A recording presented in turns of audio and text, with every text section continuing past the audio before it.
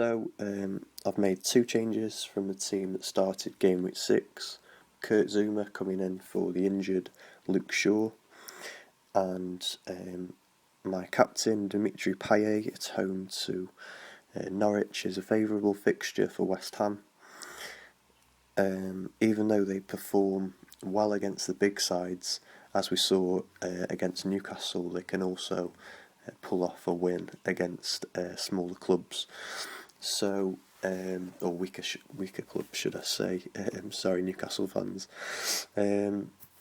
So, Captain Dimitri Payet, it's a gamble with Payet being so low owned, and the likes of Yaya Toure and Sergio Aguero being owned by so many.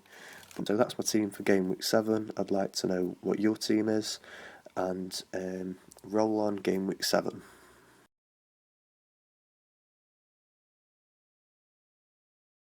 And Diego Costa really is a weapon, because now I've had to go against my principle of never taking a 4-point hit.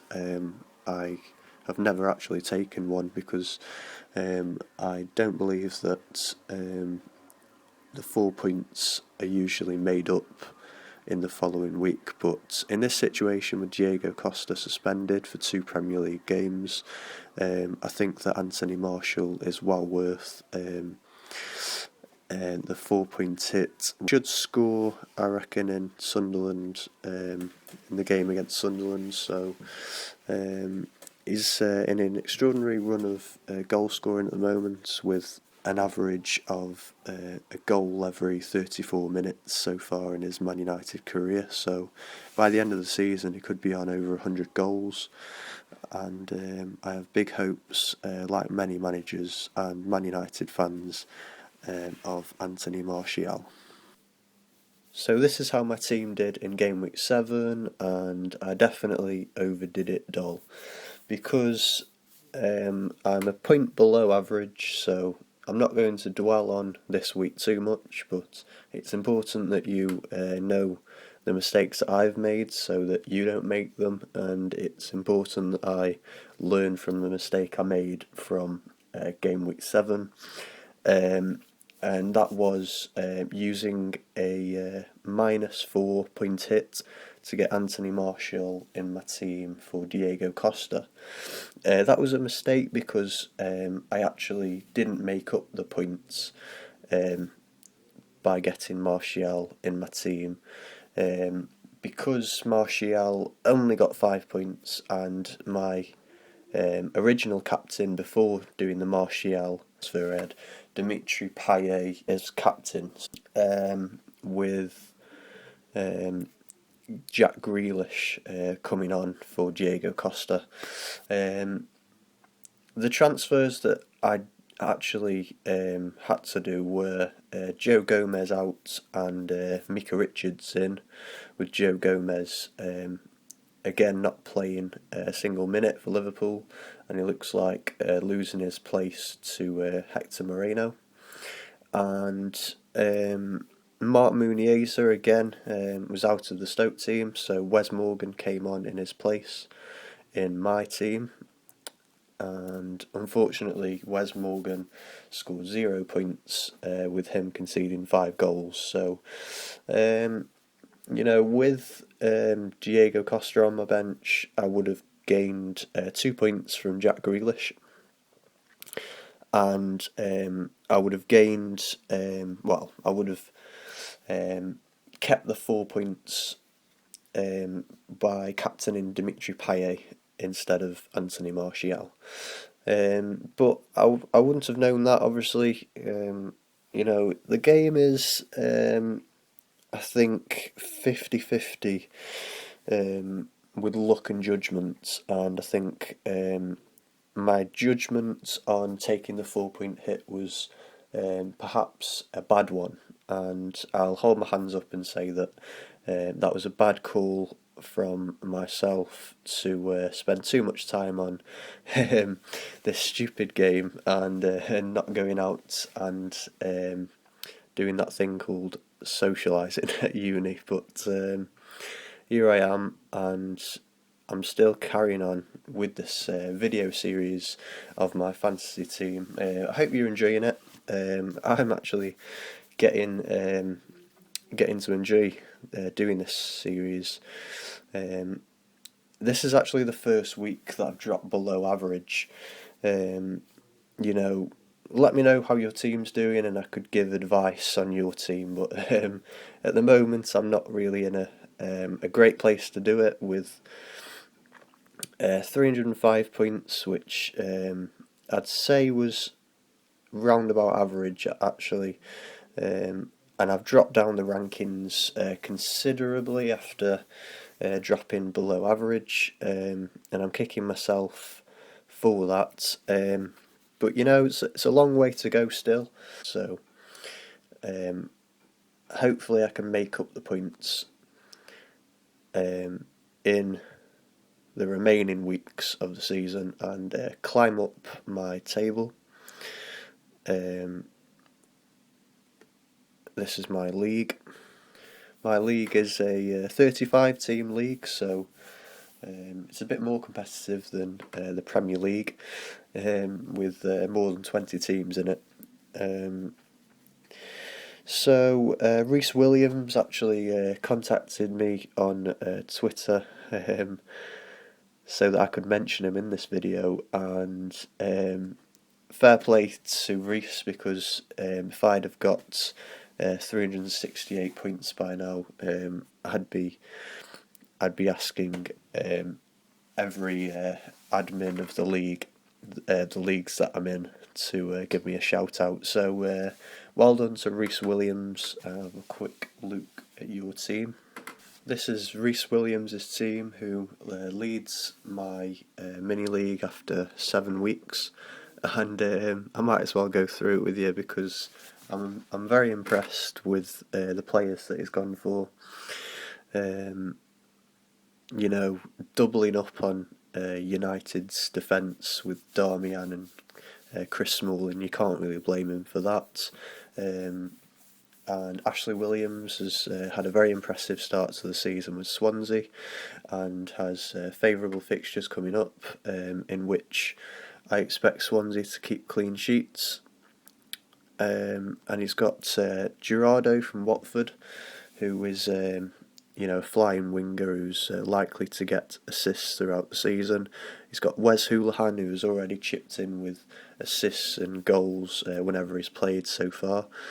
Like De Bruyne for Man City, likes to get forward from midfield and score goals and make assists. And De Bruyne, I didn't know was such a goal scorer. I thought that he was just a creator, but he's in the goals so far with 2 goals from his first 2 starts for City. And Dimitri Payet is another one of those midfielders that can get forward in that centre attacking role. He's been outstanding so far, and the man of the match in pretty much every game he's played so far this season, which is why I have him in my team. This is sort of the team I'd go for if I had a wild card now. Obviously, I've used my wild card early on in the season, but these are the players I'd go for if I had another wild card.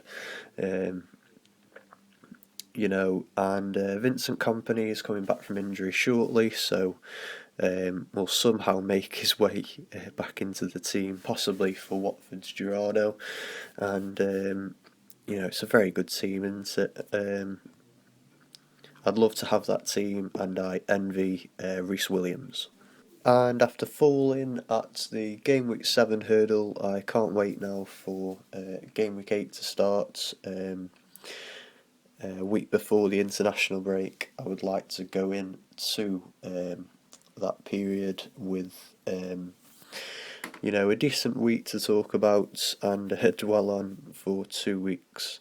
So I've got Kyle Norton in my team. I've spoken about Swansea's decent fixtures coming up, but they're actually immediately not fantastic. I mean, Tottenham at home, they might keep a clean sheet, they might not. Same with Stoke at home. Villa away is good, and then they've got after that they've got I think two of the promoted sides. I think they've got Newcastle, and just fixtures where you'd expect Swansea to keep a clean sheet in. So Kyle Norton was the player I went for from Swansea's defence at 5.0, which I consider to be a good price. I didn't end up going for Ashley Williams because he's owned by a higher percentage of players than Kyle Norton, who's only owned by 1.7. So it's a bit of a differential, and he's got plenty of assist potential with him being a fullback. I've named my team for game week 8, and Asmir Begovic keeps his place in goal along with Kurt Zouma from Chelsea, even though they conceded 2 goals against Newcastle and aren't in particularly great form in the opening few weeks of the season, but I expect they'll only get better. Last week was a strange one because there was only actually 2 clean sheets out of a possible 18, which it says that most teams can score goals and are capable of doing so. The only clean sheets were Man United at home to Sunderland and Crystal Palace away at Watford. So not many clean sheets really. So 3 at the back is probably the way to go this season. And Wes Morgan steps in for Mark Muniesa, who has lost his place in the team and doesn't look like regaining it actually. Seemed like a good value pick more than anything at the start of the season, but that's starting to backfire. As has the very cheap Joe Gomez, who has actually done the same thing and has been dropped to the bench for Liverpool. But I don't think that's completely justified, as I thought he had a decent start to the season. But he was at fault for I think 2 goals at Old Trafford and has lost his place to Hector Moreno due to that. And Kyle Norton steps in his fullback position, on that left fullback position. So that makes up my defence, and I've decided to captain Dimitri Payet with Sunderland away coming up. And I've done that because I think that with the way Payet is playing at the moment, I think he could have a field day at the Stadium of Light. Sunderland's defence is looking abysmal, let's face it. I don't think they've kept a single clean sheet all season, actually. So Dimitri Payet has gained the captain's armband, which is switched from Anthony Martial. I expect I have a good week in Game Week 8. I say the same thing every week, but I think that I could do well in Game Week 8 because I've got 4 or 5 players that I think will be popular captain choices. I mean, you've got Payet, of course, and I think you pronounce it Payet. Looks like a real player, and I wouldn't be surprised if a really big club come in for him in January. I've also got Juan Mata, who's in terrific form also of late. And Arsenal away, I mean, that I expect that to be an open game. So I mean, Juan Mata could carve open this Arsenal defence, I think. So he's got the vice captain's armband, and Anthony Martial again in that game could be on the score sheet yet again. I've also got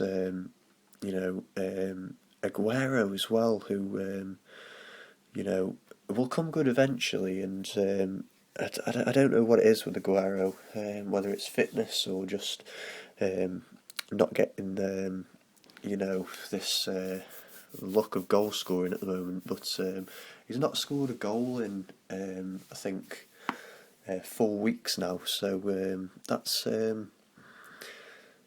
not great signs for a player that's over 13 million. And I think he might be the next player to leave my team, and I might have to sell Aguero if he fails to score at home to Newcastle, which I don't think will happen, but I'm not going to take the gamble and captain him, because I've done that before this season and it hasn't paid off, to say the least. So that's my team for game week 8, and my subs bench is Butland, Muniesa, Grealish and Richards. If you think you can do better, then join my league, and we'll see how we do in that.